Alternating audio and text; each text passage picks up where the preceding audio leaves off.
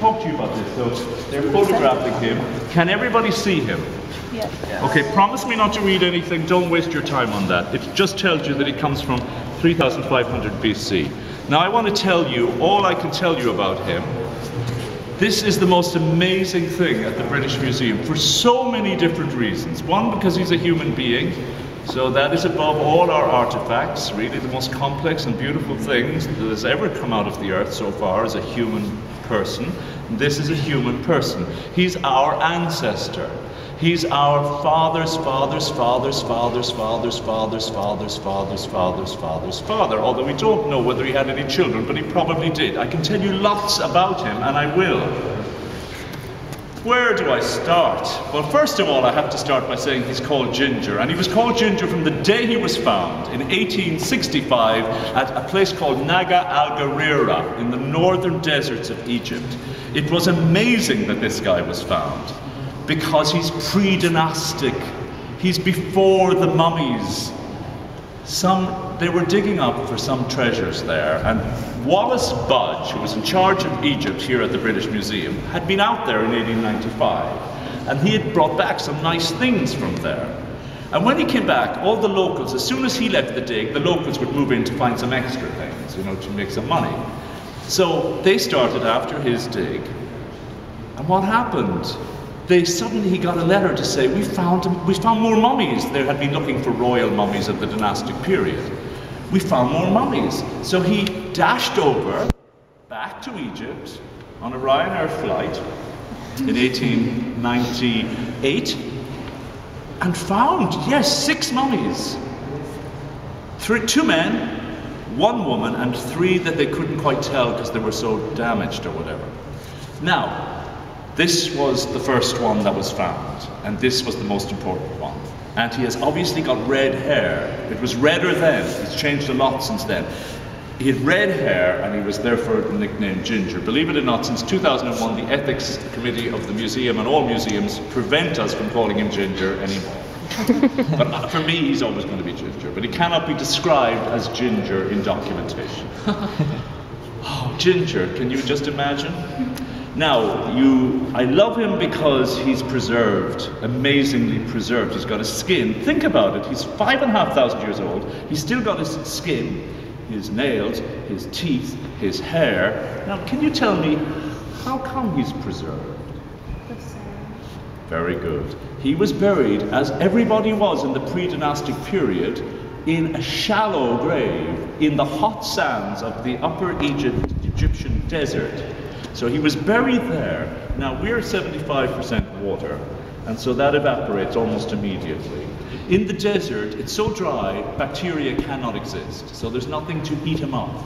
There's nothing to make him decay.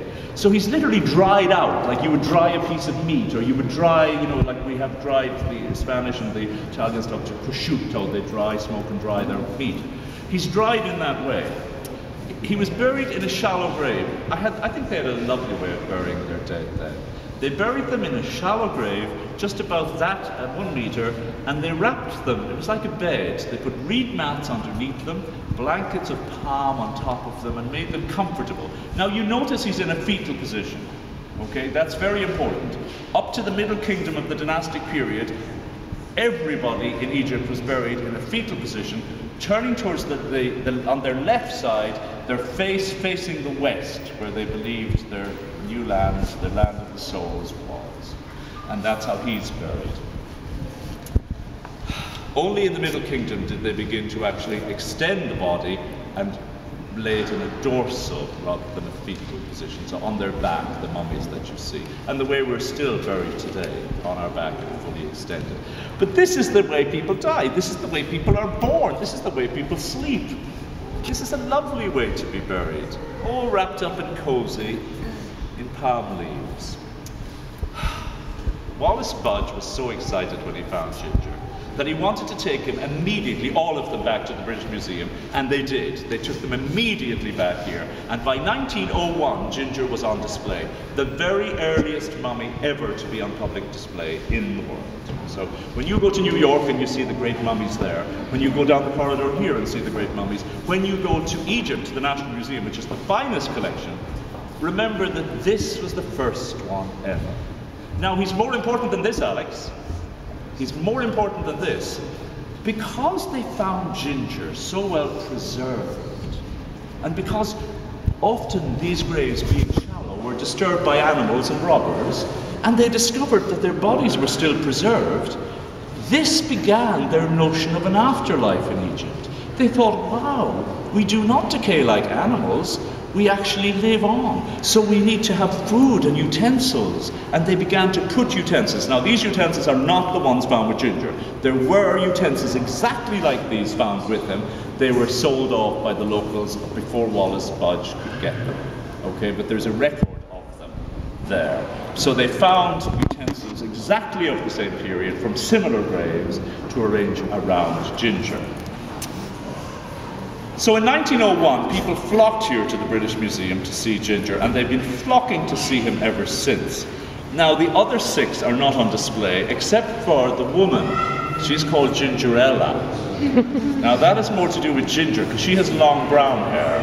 But because Ginger was so famous, they called her Gingerella. And Gingerella took his place in 1987 when he was taken away to be retreated and restored. And Gingerella went to Rome, and Gingerella went to Birmingham to a world exhibition. But Ginger is too precious ever to go anywhere. He stays here, more or less in this room of the British Museum for the last 114 years. Oh, what more to tell you about him? You know why I love him? Because this man, my brother, my fellow human, existed before the pharaohs, before the Greeks, before the Romans, before Muhammad, before Jesus, before Abraham, before everybody we know, Julius Caesar, before Alexander the Great, before everything you know. He existed. He lived on a world that had nothing that we know, nothing that we know, except the mountains and the Nile and the desert. And yet he is our ancestor. 5,500 years ago, he lived on this earth, and he's still here, in his body. Wow. I think they should use him for the French cosmetic companies. You know, all those things that promise eternal youth, and they'll preserve your skin, and they'll preserve your hair. He's managed to have his hair and skin preserved for 5,500 years. He should be the face of oil of Olay. But there's more. There's a lot more. It's because the ancient Egyptians found Ginger and people like him that they started the whole process of mummification. Because when they began to remove their great people, their pharaohs, they didn't any longer bury them in the sand in shallow graves. They buried them in great tombs in the pyramids. But of course, in the pyramids, things were different. What was different? Bacteria. Bacteria there, dampness there, decay. So they couldn't preserve them, but because they thought that they had learned from Ginger and people like him that the body should be preserved, and that for eternal life the body seemed to want to be preserved, they decided we must do it artificially, and they developed an art which you see all over the world of mummification, where they tried to do artificially what the desert had done naturally. So he's responsible for the whole business of mummification, for the whole belief in an afterlife in Egypt in the first place. What else to tell you about Ginger? There is so much. Why do I love Ginger? Because he has a name. He has a name. He has a name. He's called Ginger. He has red hair, which I had as a child, which is a traditional Celtic feature. So maybe the Celts came from far from east. Maybe he was a Celt. Maybe that's where I come from. Who knows? Maybe I'm his incarnation today. I certainly feel very close to Ginger. Now, you think I am? Well, I would be very happy to be.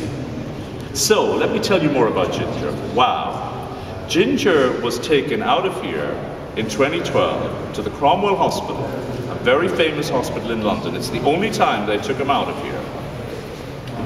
And they did a CAT scan, a CAT scan. And what did they find? I'll tell you what they found. Ginger is aged between 18 and 20.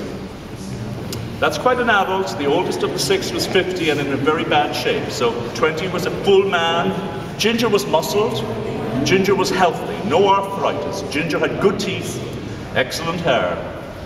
By the way, he lost a lot of his hair in the move and in the change of conditions, although they tried to preserve similar conditions here, but not exactly. So, but the most exciting thing they discovered, Ginger was murdered. Ginger was murdered. They found under the left shoulder blade that a knife 12 inches at least, 12 centimeters, had been pushed very roughly under his shoulder blade, cracking the shoulder blade, smashing some of the ribs, and puncturing the lungs. At the age of 18 to 20, he was murdered. They also discovered that he did not know he was going to be murdered. There was no defense. There were no defense marks, so he was taken by surprise and killed.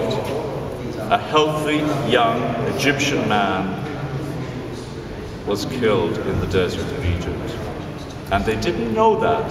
5,500 years later, our science helped us to find that out.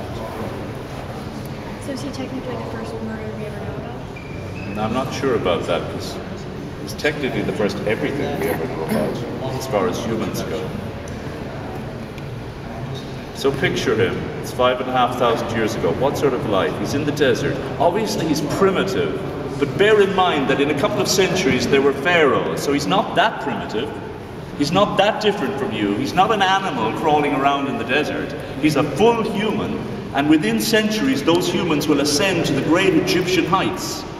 So that's who he is. He could have been a very intelligent man. He could have been a learned man. He certainly was a man like us, and that's the most amazing thing. He was a man like us who predated everything we know. Everything we know. And that is why I love Ginger. And that is why for 22 years, I worked here at the British Museum. I had the great privilege of being alone here sometimes when nobody else, late at night or early in the morning. And I came up here to him to say good morning or good evening. So, see you later, Ginger.